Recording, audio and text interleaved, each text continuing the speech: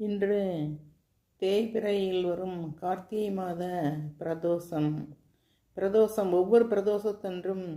நாம் கண்டிப்பாக சிவபுராணம் சொல்லி சிவனாலயத்திற்கு சென்று சிவனை வழிபட வேண்டும். நமச்சிவாயா வாழ்க, நாதன் தாழ்வாழ்க, இமைப்பொழுதும் எண்ணெஞ்சில் நீங்காதான் தாழ்வாழ்க, கோகலி ஆண்ட குருமனிதன் தாழ்வாழ்க, ஆகமம் ஆகி நின்று அன்னிப்பான் தாழ்வாழ்க, ஏகன் அநேகன் இறைவனடி வாழ்க, வேந்தனடி வெல்க, நேசனடி போற்றி, சிவன் சேவடி போற்றி, நேயத்தே நின்ற நெம்மல்நடி போற்றி, மாய பிறப்பிருக்கும் மன்னனடி போற்றி,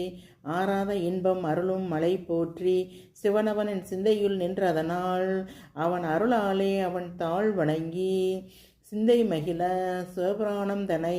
முந்தை வினை முழுதும் போய உரைப்பன் யான் கண்ணுதல் நான் தன் கருணை கண்